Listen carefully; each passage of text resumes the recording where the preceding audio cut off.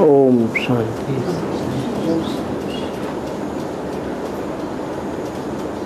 एक छोटा सा रात्रि क्लास है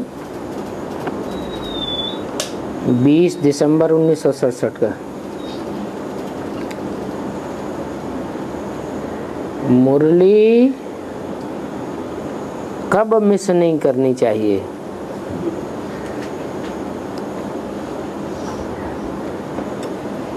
मुरली सुनने और समझने का बड़ा शौक होना चाहिए।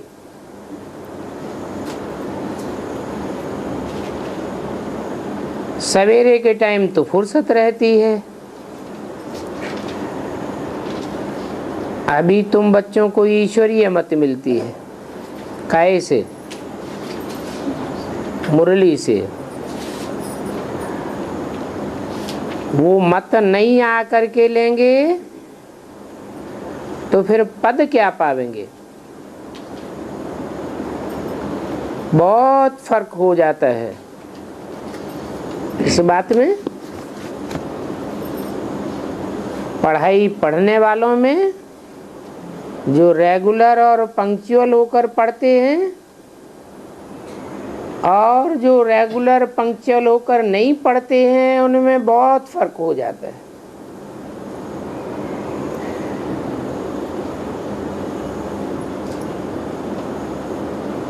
क्योंकि ईश्वरीय मत मिलती है एक बाप से और बाकी सब मनुष्य मात्र से आसुरी मत मिलती है। मनुष्य मत से नरकवासी और ईश्वरीय मत से स्वर्गवासी बनते हो।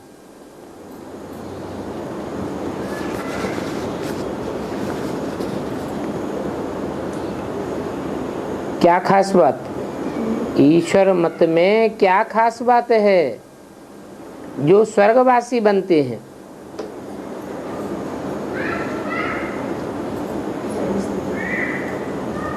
ईश माना ही शासन करता,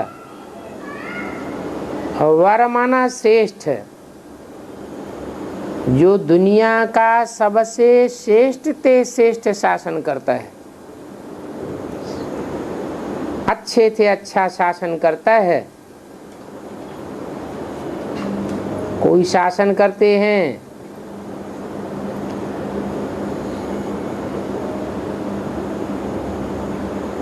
कड़क शासन करते हैं, दंड विधान का शासन करते हैं। और बाप जो शासन करते हैं वो सबसे श्रेष्ठ शासन है। प्यार का शासन है, दिल का सौदा है।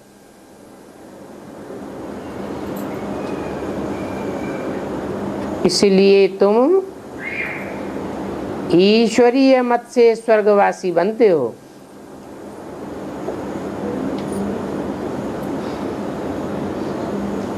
फिर जब देवताओं का राज्य पूरा होता है तो मनुष्य होते हैं। मनुष्य मत से फिर नीचे उतरते हैं।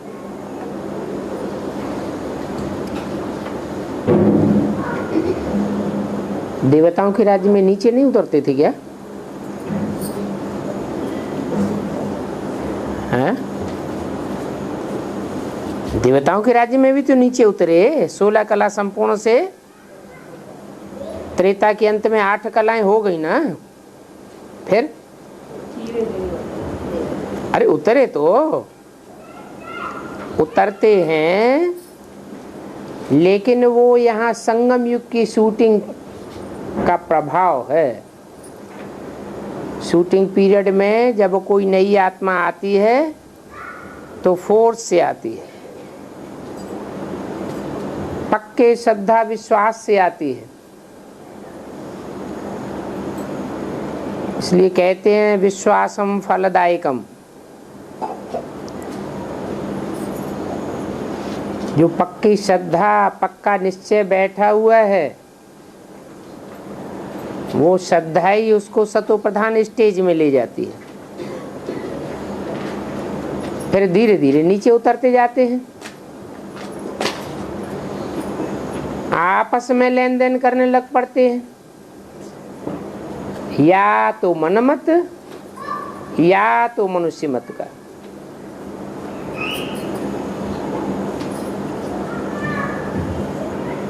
तो सतयुग त्रेता में जो मत मिली है वो संगम युग में ईश्वरीय मत मिली है।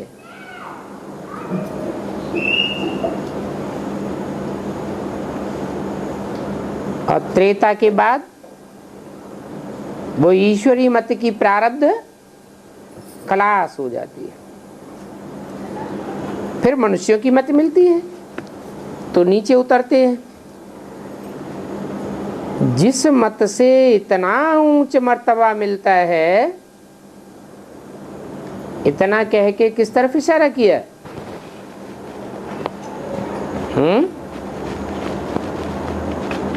इतना माने लक्ष्मी नारायण के चित्र की तरफ इशारा करते। जिस मत से इतना ऊंच मर्तबा मिलता है, उस मत पर बच्चे ध्यान नहीं देते हैं।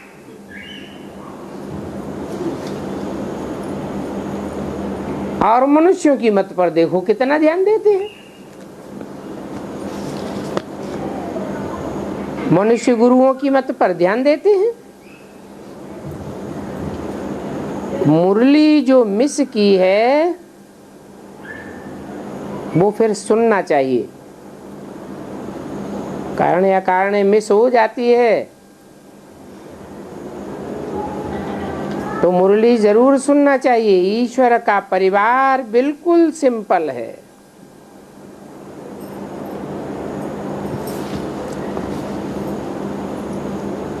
क्या सिंपल है? ईश्वरीय परिवार में कौन कौन है? लंबे चौड़े संबंध नहीं है। क्या है? बाप, बच्चे और बच्चियां। बाकी जो भी संबंध हैं उनको तोड़ना पड़ता है।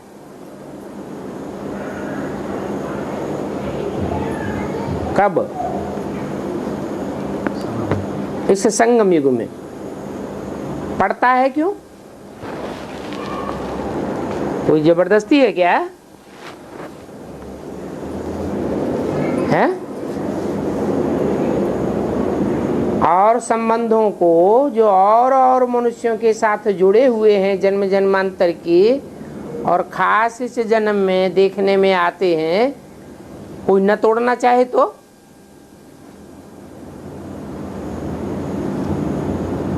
कंपल्सन है। हाँ, ऐसी ऐसी स्थितियां परिस्थितियां आती जाएंगी कि वो सब संबंध तोड़ने पड़ेंगे। एक शिव बाबा, दूसरा न कोई। अंत में सब समझते जाएंगे कि सारी दुनिया झूठी और एक बाप सच्चा। इसलिए बोला कि बाकी जो भी संबंध हैं सब तोड़ने पड़ते हैं। तो देह और देह के संबंध जो पहले तोड़ लेंगे बुद्धि योग से, नष्टो मोहा स्मृति लब्धा बन जाएंगे, वो ज्यादा फायदे में रहेंगे। या बाद में तोड़ने पड़ेंगे लाजमी, स्थिति परिस्थिति विकराल होने के कारण, वो ज्यादा ऊंच पद पावेंगे।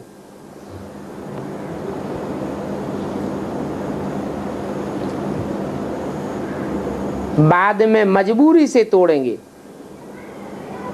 और जो पहले ही मुरली सुन करके धारण कर लेंगे और बुद्धि योग से पहले ही तोड़ देंगे,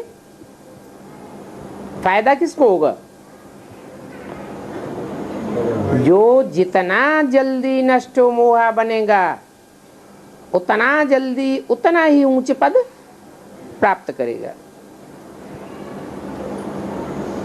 शादी करने से और ही संबंध बढ़ जाता है। अभी तोड़ने का समय है या जोड़ने का समय है? नए नए संबंध तोड़ने के टाइम पर अगर कोई जोड़ता जाए तो देह के संबंधों में और ही बढ़ोतरी कर ली, फिर ससुर घर भी याद आने लग पड़ेगा।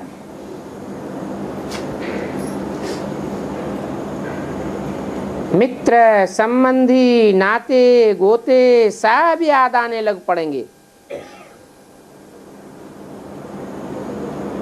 और यहां तो सबको भूलना है,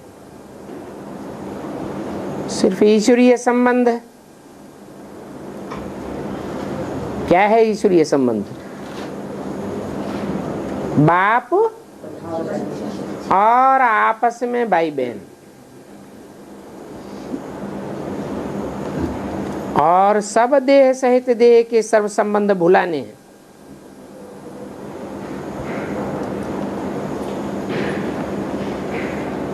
बाबा को तो संबंध आदि की याद भी नहीं है।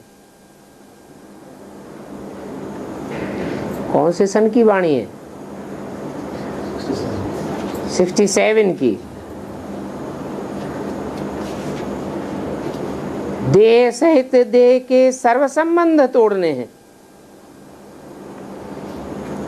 रावण राज्य में संबंध का बहुत परिवार होता है। कितना घमासान होता है संबंधों का, नाना चाचा काका ताऊ ये वो।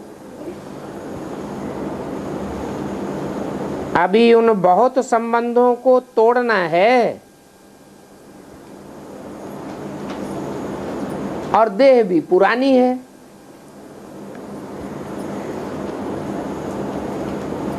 एक संग जोड़ना है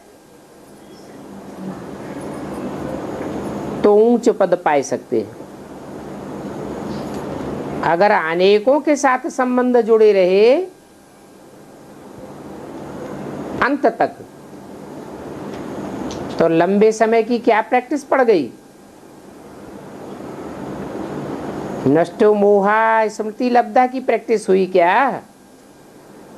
नहीं हुई। तो ऊंच पद कैसे पावेंगे? संबंध होगा तो अंत में वो ही याद आ जाएगा। अंत मते सो गति।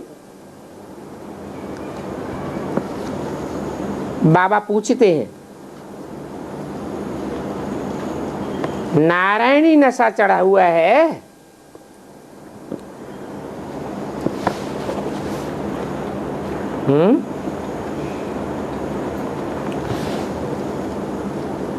अगर नारायणी नशा चढ़ा हुआ है तो ऊंच पद पाए सकते हैं। मौत तो सदैव ही सिर पर है। सड़क चलते चलते हादसा हो जाता है, पता नहीं कब शरीर छूट जावे। दिन प्रतिदिन संबंध तोड़ना है। जो ज्ञान में चलते हैं वो बड़े खबरदार रहते हैं।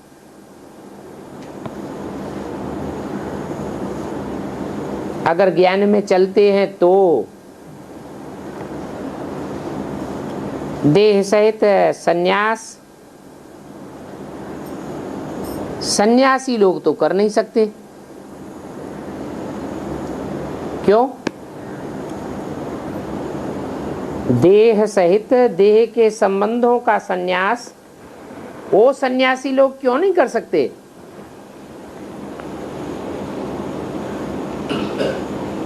क्योंकि उन्होंने हठपूर्वक देह के संबंधों को त्यागा है। और हम बाप से प्रीति जोड़ते हैं। इसमें हठ योग की बात ही नहीं। एक तरफ जुटेगा और जितना जास्ती जुटता जाएगा उतना औरों की तरफ से स्वतः ही टूटता जाएगा। तो उन सन्यासियों के लिए कायदा नहीं है क्या?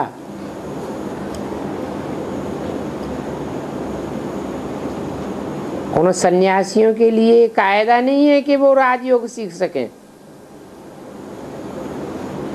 उनको इस प्रकार का ज्ञान मिलता ही नहीं है,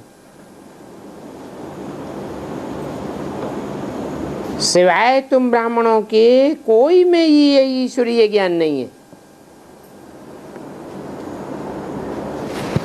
तुम ब्राह्मणों की लिस्ट में कौन कौन से ब्राह्मण हैं? ब्राह्मणों की भी 9 कुरियां हैं। तुम ब्राह्मण किनसे कहा है? जो अव्वल नंबर कुरी के हैं उनसे कहा तुम ब्राह्मण, क्योंकि वो आदि से लेकर अंत तक बाप के सन्मुख रहने करके पार्ट बजाने वाले हैं। तो तुम्हारे अंदर जो ज्ञान है वो और कोई में नहीं है। कितने बड़े बड़े गवर्नर, प्रेसिडेंट आदि हैं, कोई तो ऐसे भी हैं जो अपन को नारायण कहलाते हैं। बाप कहते हैं जो अपन को भगवान कहलाते हैं वो हिरण्याकश्यप हैं।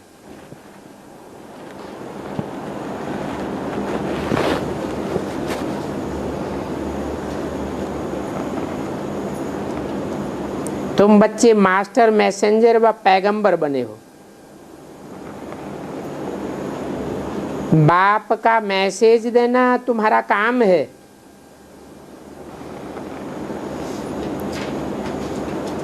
मैसेज लेने वालों में जो अपने कुल का होगा उसकी पहचान क्या होगी?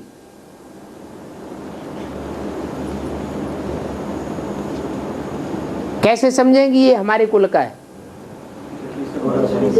थोड़ा सा सुनावेंगे वो झट समझ जाएगा, खिंच जाएगा।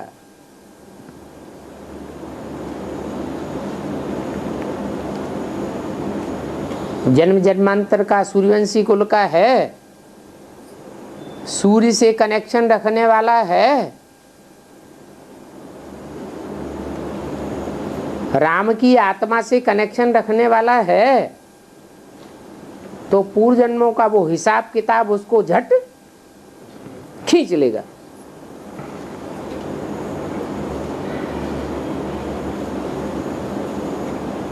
बाप के पास जाना है तो बेहद के बाप को याद करो।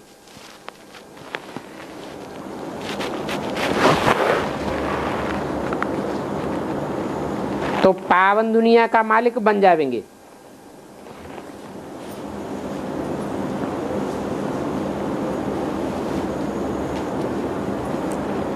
पूछना चाहिए क्या चाहते हो? मुक्ति चाहते हो व जीवन मुक्ति चाहते हो? बाकी मोक्ष तो होता नहीं।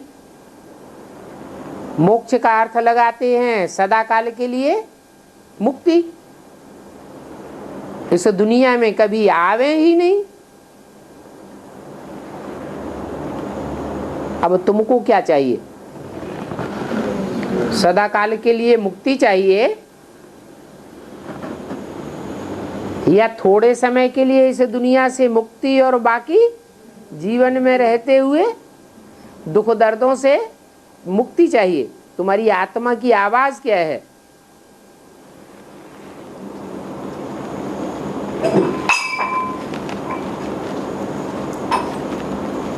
ये तो पूछा जाता है ना। सन्यासियों से तो पूछना ही व्यर्थ है, वो तो अपनी हठ के पक्के हैं, हमें ये संसार नहीं चाहिए। और कहेंगे तो कहेंगे कि स्वर्ग के सुख कागविष्टा समान, वो भी नहीं चाहिए। अभी देखो भारत में भगवान बहुत हो गए हैं।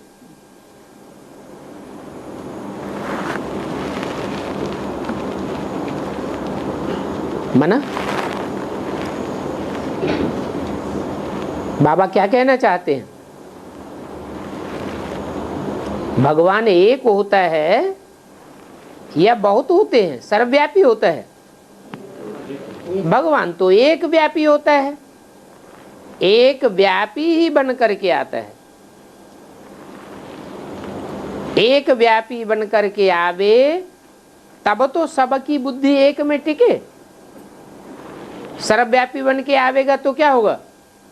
बुद्धि बिखर जावेगी या एक टिक हो जावेगी? बिखर जावेगी। ये तो बच्चे समझते हैं। अभी टाइम बहुत पड़ा है। किस बात में?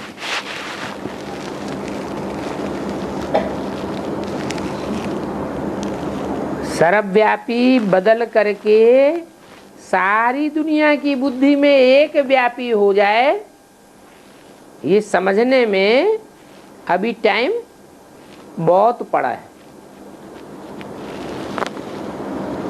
बच्चे समझते हैं। 8-9 वर्ष तो हैं ही।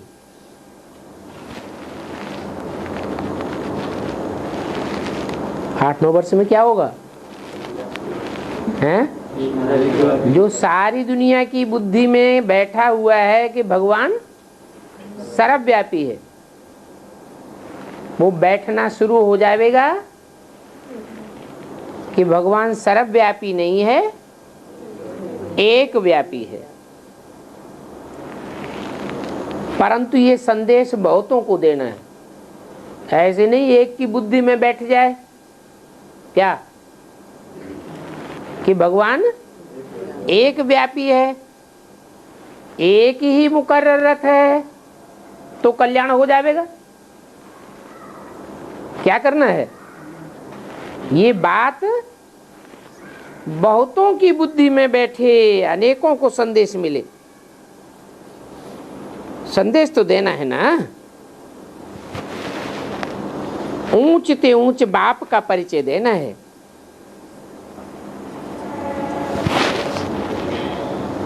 ऊंच ते ऊंच और नीचे ते नीचे। धर्म पिताएं होते हैं ना, कोई धर्म पिताएं पहले आए, कोई धर्म पिताएं बाद में आए, कोई उत्तरोत्तर श्रेष्ठ युग में आए और कोई उत्तरोत्तर नीचे युग में आए। तो जैसे टाइम पर जिनकी पैदाइश होती है उतना ही तो ऊंचा कार्य करने वाले होंगे। तुमको तो ऊंच ते ऊंच बाप का परिचय देना है। ऊंच ते ऊंच युग कौन सा है? सतयुग। समझते हैं बहुत ऊंचा युग है, लेकिन वहां भगवान तो होता ही नहीं। किसी को पहचान होती है भगवान की? नहीं। हाँ, सतयुग की स्थापना करने वाला सतयुग से पहले होगा या सतयुग में होगा? सतयुग से पहले होता है। तो सतयुग से जो पहले का युग है जिसमें बाप भगवान आते हैं, वो है श्रेष्ठ ते श्रेष्ठ पुरुषोत्तम संगम युग,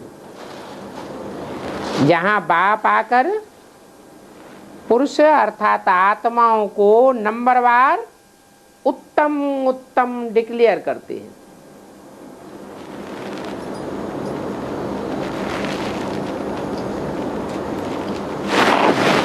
तो ऐसे ऊंच ते ऊंच बाप का परिचय देना है। ऐसा ऊंच कार्य और दुनिया में कोई धर्म पिता कर ही नहीं सका। ये नीच ते नीचे हिरण्यकश्यप आदि तो तब लिखा है जब थंब से निकल भगवान ने मारा। थंब क्या है? ये शरीर ही खंभे मिसल है। जिस तन में मुकर्रर रथ में भगवान बाप प्रवेश करते हैं गुप्त रूप में, वो गुप्त बाप जब संसार में प्रत्यक्ष होता है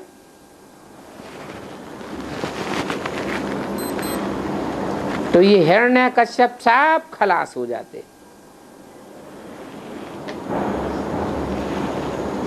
समझते हैं पेट चीर कर मारा। भगवान क्या हिंसा करता है? हिंसा की तो बात ही नहीं। ये तो बुद्धि रूपी पेट की बात है। बुद्धि रूपी पेट में उन हिरण्यकश्यपों के इतना दर्द होता है, टेंशन बढ़ता है कि वो कोई बात का जवाब पब्लिक को नहीं दे पाते।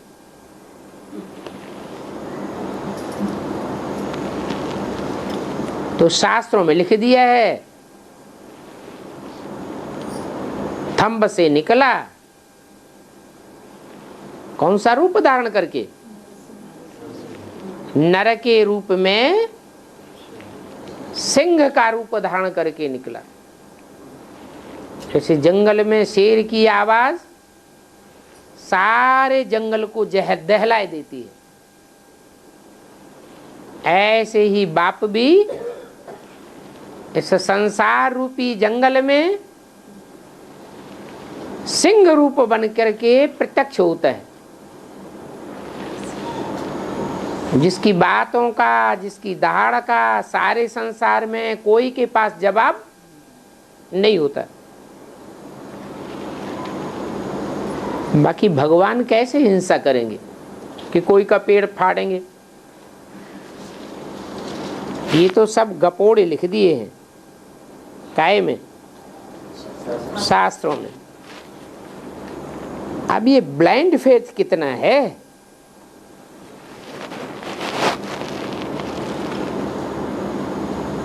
गुरुजी ने सुनाया कि सतयुग में हिरण्यकश्यप का राज्य था, तो सत्यवचन महाराज,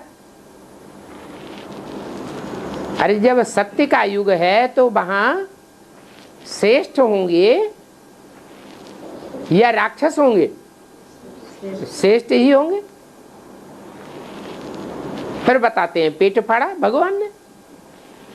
अरे भगवान आकर के हिंसा सिखावेगा? आज के साधारण गुरु भी प्रवचन देते हैं तो ये सिखाते हैं कि कोई की हिंसा करो, मारो, हत्या करो। इन शास्त्रों के सही अर्थ भगवान बाप ही आकर के सिखाते हैं। जैसे वो पेट है, उस पेट में कोई बात पचाई जाती है, ये बुद्धि रूपी पेट है। उस पेट में भोजन पचाया जाता है और बुद्धि रूपी पेट में कोई ज्ञान की बातें पचाई जाती हैं।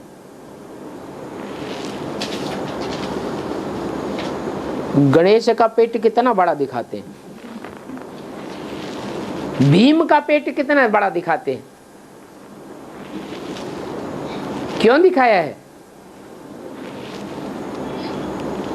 बुद्धि रूपी पेट कैसे विशाल होता है ये दिखाने के लिए दिखाया है। नहीं तो बुद्धि तो सूक्ष्म, इसकी बुद्धि बड़ी है, ये कैसे दिखावे? भारत में भगवान ढेर के ढेर हो गए।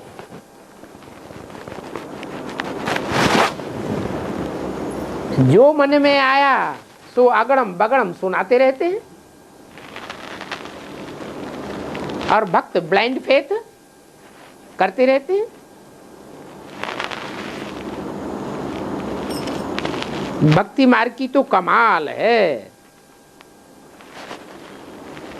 और उनके फॉलोअर्स करोड़ों की तादाद में। क्या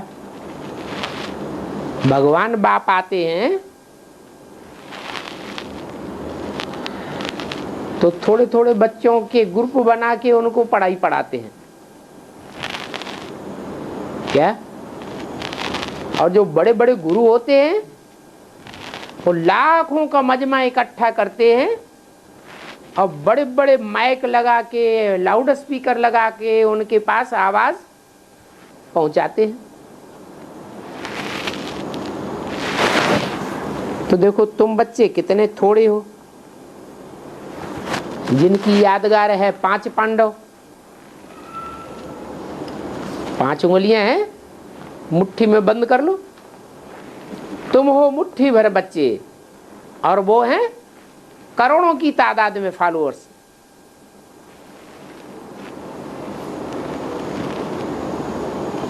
आगे चल करके दिन प्रतिदिन बहुतों को साक्षात्कार होते रहेंगे। किस बात के हैं? कि ऊंचे ते ऊंच बाप हमको मिला है, अब आया हुआ है। ये साक्षात्कार होते रहेंगे।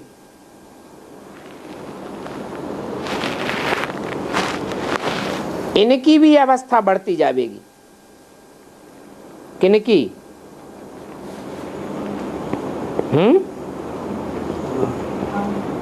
हैं? इनकी कहते हैं तो किसकी तरफ इशारा दिया ना? उनकी अवस्था, वो तो बढ़े हुए अवस्था वाले ही है, बढ़ती जाएगी। क्या पापा साक्षात्कार एडवांस पार्टी वालों को तो 2 तरह के शिक्षा साक्षात्कार होते हैं, एक बुद्धि का साक्षात्कार और एक बंद आंखों का साक्षात्कार। भक्तों को कौन से साक्षात्कार होते हैं? बंद आंखों के साक्षात्कार होते हैं। और बुद्धिमान बाप के बुद्धिमान बच्चों को कौन से साक्षात्कार होते हैं? बुद्धि के साक्षात। बुद्धि माने समझ की बात। तो इनकी भी अवस्था बढ़ती जाएगी।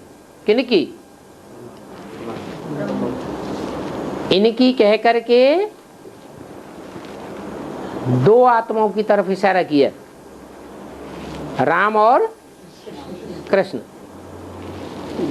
यही तो रथ हैं, एक टेम्परेरी रथ और एक मुकर्रर रथ। अभी अवस्था इनकी बढ़ी हुई नहीं है, आगे चल करके इनकी भी अवस्था बढ़ती जाएगी। दिन प्रतिदिन बहुतों को साक्षात्कार होते रहेंगे। आज में भी क्या हुआ?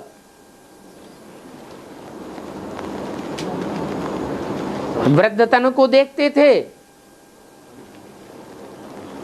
फिर कृष्ण का साक्षात्कार होता था।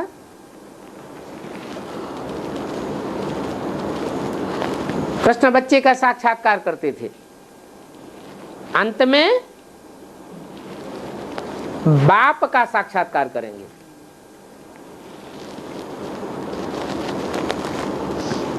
कर्मातीत अवस्था का पता पड़ जाएगा। क्या? कि कर्मों से अतीत अवस्था क्या होती है और कर्मों में लिम्पायमान अवस्था क्या होती है।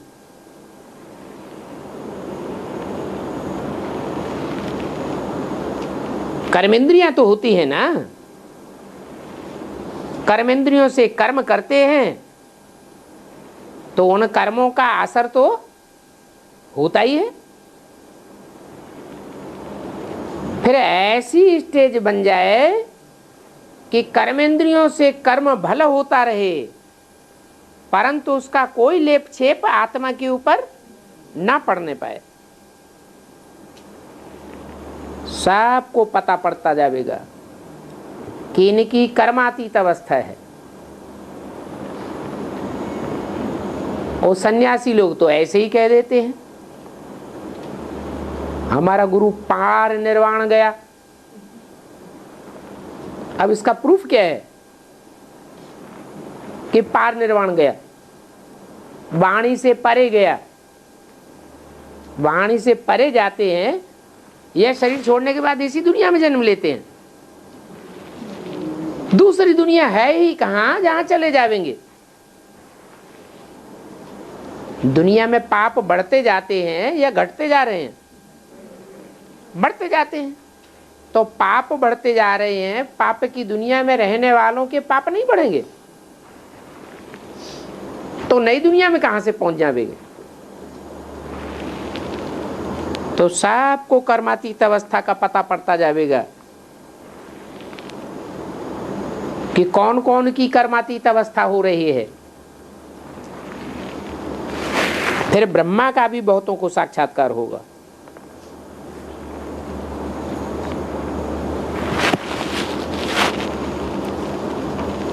योग बल बढ़ता जाएगा ना,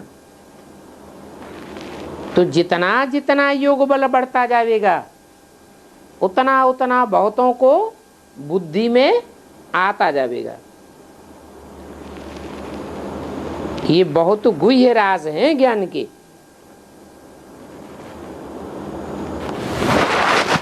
लिखा हुआ भी है, गुह्यात गुह्यतरम ज्ञानम। भगवान आते हैं तो कैसा ज्ञान सुनाते हैं? गुह्य ज्ञान नहीं सुनाते, गुह्य से भी गुह्य राज सुनाते हैं। क्या मतलब? दुनिया में जो ज्ञान की बातें सुनाई जाती हैं वो तो अंधश्रद्धा की बातें हैं, शास्त्रों की पुरानी पुरानी बातें हैं। बाप आकर के कृष्ण के अंतिम चोले में गुह्य बातें तो सुनाते हैं ना। दुनिया कहती है भगवान सर्वव्यापी है, और ब्रह्मा के तन से क्या बोला? भगवान एक व्यापी है। तो गुह्यता की बात तो सुनाई, लेकिन सुनने वालों ने कहां तक समझी और दूसरों को कहां तक समझाई, ये बात दूसरी है। फिर एडवांस, राम बाप वाली आत्मा में बाप के रूप में प्रत्यक्ष होता है तो और गुह्य राज समझाते हैं। बेसिक में सिर्फ इतना ही पता था क्या कि भगवान व्याप सर्वव्यापी नहीं है। फिर क्या पता चलता? सर्वव्यापी नहीं है तो एक व्यापी कहां है? वो बेसिक में पता किसी को नहीं पड़ा। क्या समझ लिया कि ब्रह्मा के तन में ही एक व्यापी है? अगर ब्रह्मा के तन में ही एक व्यापी होता, मुकर्रर रूप से आया हुआ होता, तो ब्रह्मा का शरीर छूट जाता क्या? छूट नहीं सकता। तो ये गुह्य तेरा गुह्य राज मैं तुम बच्चों को समझाता हूं। वो इस्लामी, बौद्धि, क्रिश्चियन आदि धर्मों में कन्वर्ट होने वाले जो भी ब्राह्मण हैं उनको ये गुह्य राज नहीं समझाता हूं।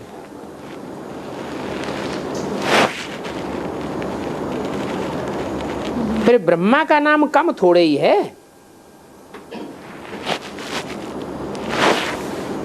भक्ति मार्ग में तो त्रिमूर्ति ब्रह्मा कह देते हैं। बेसिक नॉलेज में भी ब्रह्मा की 3 मूर्तियां चित्रों में दिखाई दी। जो त्रिमूर्ति का चित्र बनाया है उसमें फीचर किसका दिखाई दिया?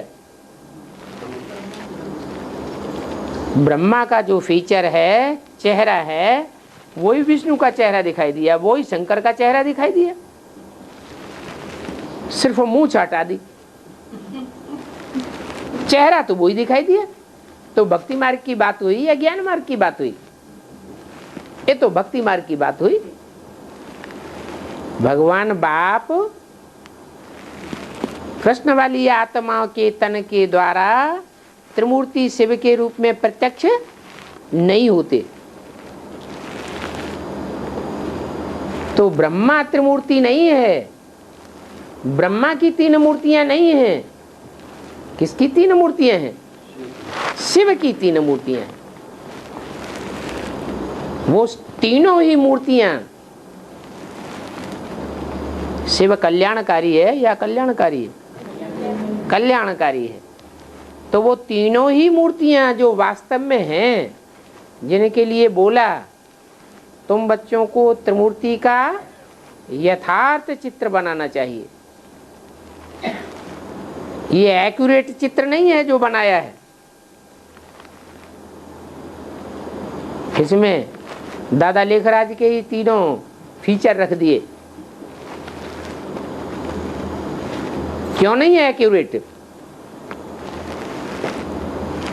क्योंकि ये तो भक्ति मार्ग वाले जैसे कृष्ण का नाम डाल देते हैं गीता में, गीता का भगवान कृष्ण बच्चे को बनाए देते हैं। ऐसे ही यहाँ बेसिक नॉलेज में भी क्या किया है? कृष्ण उर्फ दादा लेखराज का चेहरा 3 चित्रों में ब्रह्मा विष्णु शंकर के रूप में डाल दिया। ये रंग है चित्र, यथार्थ चित्र नहीं है। तुमको तो त्रिमूर्ति शिव का चित्र डालना चाहिए।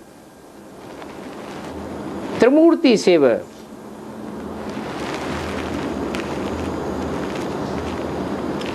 हाँ, ब्रह्मा का पार्ट जास्ती है,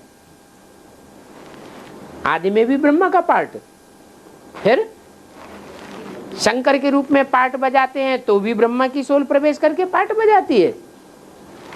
फिर ब्रह्मा सो विष्णु बनता है तो वो भी एक ही हो गया, ब्रह्मा सो विष्णु, तो भी ब्रह्मा की सोल पार्ट बजाती है। तो सोल पार्ट बजाती है, बाकी मूर्ति ब्रह्मा की नहीं है। इसलिए भक्ति मार्ग में ब्रह्मा की मूर्ति नहीं बनाते, मंदिर नहीं बनाते हैं, पूजा नहीं करते हैं।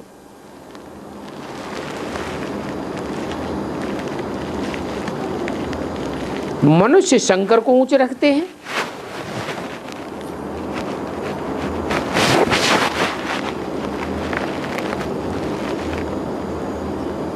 तुम किसको ऊंचे रखते हैं, रखेंगे?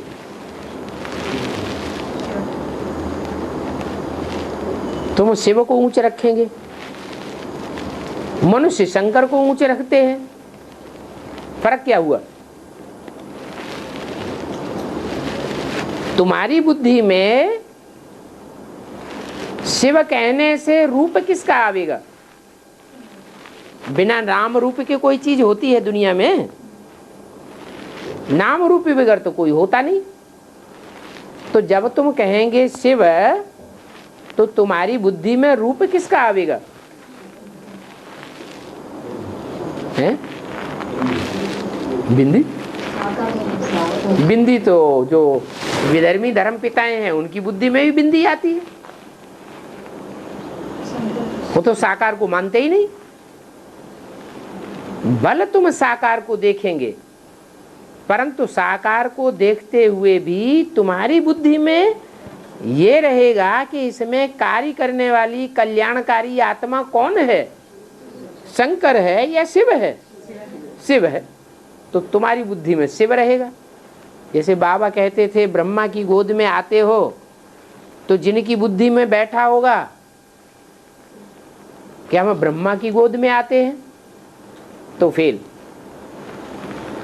अगर पूछे किसकी गोद में आए हो और कहता है कि शिव बाबा की गोद में आए, तो पास। तो क्या अंतर पड़ गया? भावना का अंतर पड़ गया। ब्रह्मा वाली जो सोल है वो तो जन्म जन्मांतर खुद ही नीचे गिरती चली जाती है। क्यों ऊंची उठती है? जन्म जन्मांतर नीचे गिरती गई या ऊंची उठी? नीचे गिरती है। वो कैसे ऊंची उठाएगी? उसमें ऊंच उठाने वाला कौन है? आत्मा है, तो तुम जिस आत्मा की तरफ तुम्हारा कंसंट्रेशन रहता है वो भाव की बात है। इसलिए कहते हैं भाव प्रधान विश्व रचि राखा। जिस भाव से जो काम किया जाता है वैसा ही उसका फल मिलता है।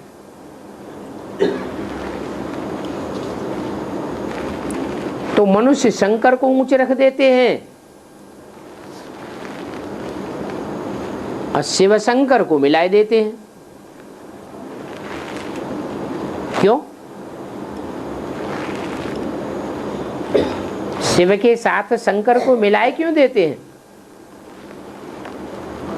मिल सकता है क्या?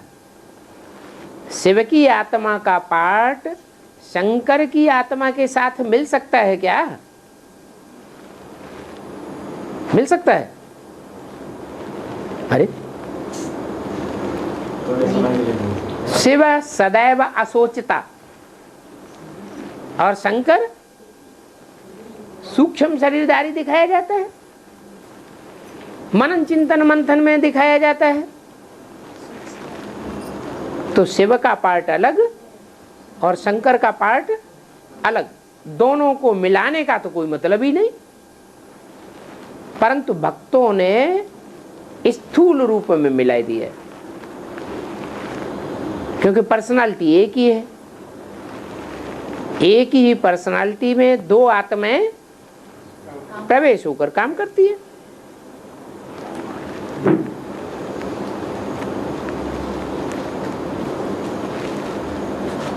ब्रह्मा का ही पार्ट जास्ती है। याद में रहना कोई पार्ट है क्या? पार्ट कर्मेंद्रियों से बजाया जाता है या बुद्धि से बजाया जाता है? कर्मेंद्रियों से पार्ट बजाया जाता है। और शंकर क्या करता है? याद में रहता है। ये तो कर्मेंद्रियों से कोई पार्ट नहीं हुआ। तो ब्रह्मा का ही बड़ा पार्ट है। ब्रह्मा का कहो या विष्णु का कहो, सबसे जास्ती पार्ट इन दोनों का है। ब्रह्मा द्वारा ब्राह्मण धर्म की स्थापना, फिर ब्रह्मा ही सो विष्णु बनता है, तो विष्णु द्वारा पालना, इन दोनों का पार्ट जास्ती है। शंकर का क्या पार्ट है? आंख खोले और दुनिया का विनाश हो गया, ये पार्ट। आंख खोलने में कितनी देर लगती? 1 सेकेंड। तो अच्छा रहे इनकी आंखें बंदी ही बनी रहे कि आंख खुल जाए सो अच्छा है। आंख खोलना माना ज्ञान की आंख खुल जाए। जब ज्ञान की आंख खुल जाती है तो इच्छा मात्रम अविद्या की स्टेज आ जाती है। आप मुए, मर गई दुनिया। बच्चों को रोज समझाया जाता है, स्कूल में रोज नहीं पढ़ेंगे, मुरली नहीं सुनेंगे, तो फिर तुम्हारी एब्सेंट पड़ जाएगी। रजिस्टर काहे के लिए बनाया जाता है? हाजिरी लगाने के लिए रजिस्टर बनाया जाता है ना। तो ये भी ईश्वरीय स्कूल है।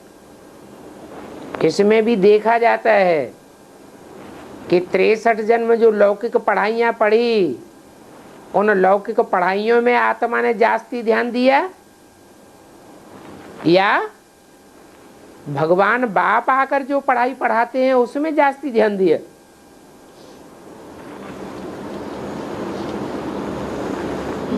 कौन सी पढ़ाई में जास्ती ध्यान देना चाहिए?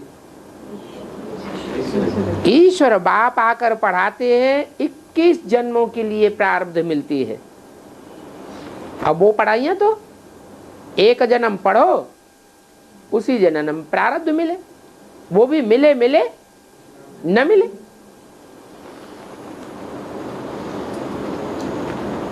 तो कितना बाप आकर के आंखें खोलते हैं कि इस पढ़ाई से तुम्हारा जन्म जन्मांतर का फायदा है, और फिर 21 जन्म का ही फायदा नहीं है।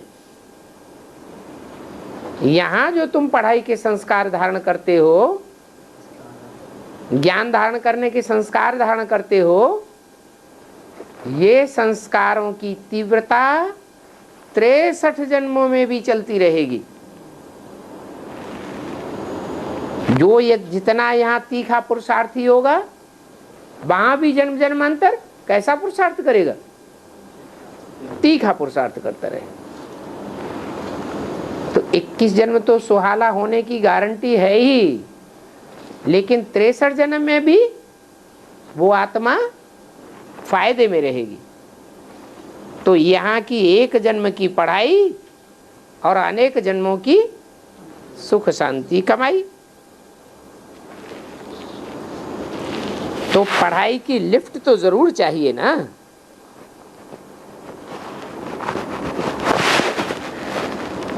गॉडली यूनिवर्सिटी में एब्सेंट थोड़ा ही होना चाहिए।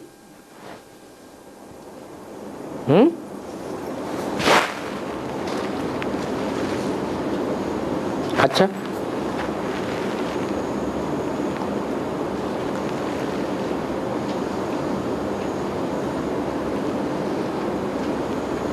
गॉडली यूनिवर्सिटी में कौन पढ़ाते हैं? गॉड फादर पढ़ाते हैं। और जो यूनिवर्सिटीज होती हैं वो तो मनुष्य गुरुओं की बनाई हुई है।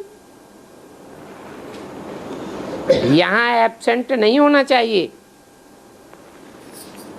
पढ़ाई कितनी ऊंच है, जिस पढ़ाई से तुम सुखधाम के मालिक बनते हो।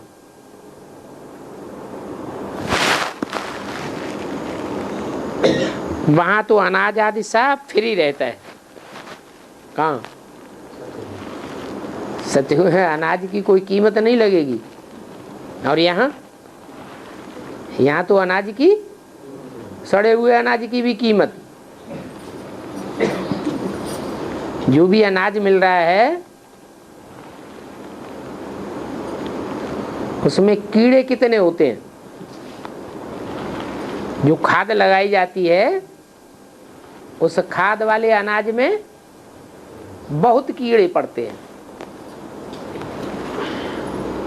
इसलिए आजकल ऑर्गेनिक खेती पर ज्यादा दबाव देते हैं। ये केमिकल वाली खेती बंद होनी चाहिए। तो वहां अनाज साफ फ्री रहता है। सात्विक अनाज होते हुए भी फ्री रहता है, कोई पैसा नहीं लगता। अभी तो अनाज देखो कितना महंगा है। जो खाद का अनाज है वो भी महंगा। 100 वर्ष में कितना महंगा हो गया है। जो बुजुर्ग यहाँ बैठे हो तो जानते होंगे कि बचपन में गेहूं क्या भाव था। क्या भाव था? हैं? अरे याद नहीं है? अरे बचपन में ये पता नहीं है कि गेहूं या अनाज क्या भाव था? ₹8 आना। और अब तो नोटों के नोट जाते हैं। 100 वर्ष में कितना महंगा हो गया। नहीं तो आगे कितनी सस्ताई थी। हद के अनाज की ही बात हो रही है कि बेहद के अनाज की भी बात हो रही है? बेहद का अनाज भी। वेद का अनाज कौन सा है? नहीं, ज्ञान तो जल होता है, ज्ञान का दूध होता है, पेय। जो पीने की चीज है वो ज्ञान है। और खाने की चीज है, बुद्धि का भोजन है याद। तो बोला आगे अनाज की कितनी सस्ताई थी। मना पहले जब सन 36 था तो जो जो आए ब्राह्मणों की दुनिया में उनका याद ऑटोमेटिक लगती थी या मेहनत करनी पड़ती थी? ऑटोमेटिक याद लगती थी, आने से ही एकदम अवस्था ऊंची चढ़ जाती थी। और अभी खींच खींच के याद करनी पड़ती है।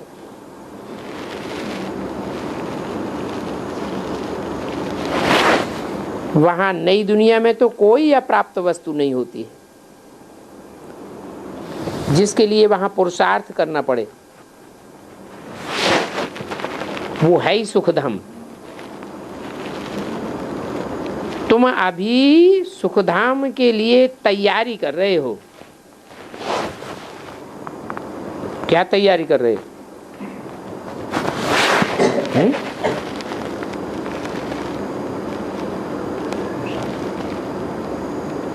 बैगर टू प्रिंस बनना है ना? ये क्या क्या तैयारी कर रहे हैं?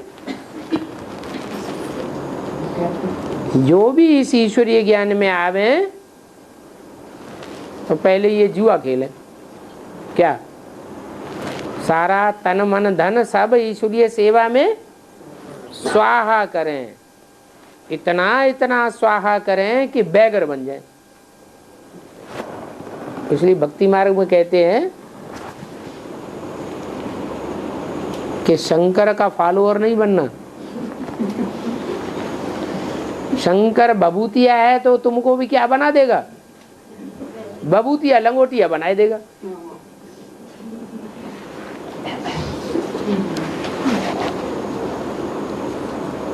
अभी तुम वहां जाने के लिए तैयारी कर रहे हो। क्या तैयारी कर रहे हो? क्या तैयारी कर रहे हो? बैगर टू प्रिंस बनने की तैयारी करते हो। साहूकार लोग कोई अपन को बैगर नहीं समझते हैं। क्यों? जिसके पास प्रैक्टिकल में ढेर सारी धन संपत्ति भरी पड़ी होगी वो बैगर कैसे समझेगा? जिसके पास धन होगा तो धनवान होगा, धनवान होगा तो उसको धन का नशा होगा। पहलवान होगा तो उसको तन का नशा होगा। कोई बड़ा नेता जनवान होगा तो उसको अपनी नेतागिरी का नशा होगा, मैं बड़ा नेता हूं।